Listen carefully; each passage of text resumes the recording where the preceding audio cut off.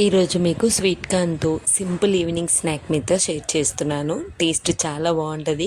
Ingredients కూడా పెద్దగా అవసరం లేదు. స్వీట్ కార్న్ ఉంటే సరిపోతుంది.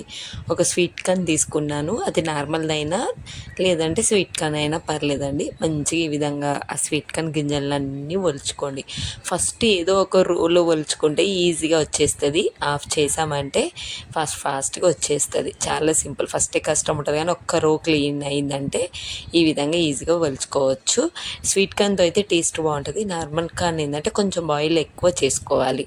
చంటి పిల్లలు తినాలంటే స్వీట్ కార్న్ కూడా స్వీట్ కార్న్కి జస్ట్ ఒక 2-3 సెకండ్ అంటే 2-3 మినిట్స్ బాయిల్ చేసుకుంటే అయిపోతుంది. ఆల్రెడీ ఇది లేతగా ఉంది తీసుకున్నాను. వాటర్లో కొంచెం సాల్ట్ వేసి ఒక 2-3 మినిట్స్ బాయిల్ చేసుకున్నాను. నార్మల్ది అయితే ఒక 5 మినిట్స్ అలా బాయిల్ చేసుకోండి. జస్ట్ ఒక పొంగు వస్తే సరిపోతుంది.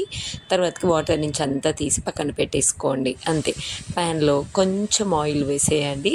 మీరు కావాలంటే చాట్లాగా అన్ని వెజిటేబుల్స్ అంటే తురిమిన క్యారెట్ ఫస్ట్ ఆనియన్ వేసేసుకొని సో మంచిగా గోల్డ్ కలర్ అయినాక స్వీట్ కార్న్ కూడా వేసేసుకోండి. అది కొంచెం గోల్డ్ కలర్ అయిపోయిన తర్వాతకి తురిమిన క్యారెట్ వేసుకోవచ్చు. ఆ స్వీట్ కార్న్ ఒక్కటి మనకి ఆయిల్లో రోస్ట్ అయితే సరిపోతుందండి. తీసి మీరు కుకుంబర్ వేసుకోవచ్చు. అలాగే తురిమిన క్యారెట్ బీట్రూట్ అన్నీ వేసుకొని మంచిగా లెమన్తో స్క్వీజ్ చేస్తే అయిపోతుంది. అలా కూడా చాట్ లాగా బాగుంటుంది. అలా కాకుండా ఈ విధంగా చేయండి, ఇంకా బాగుంటుంది.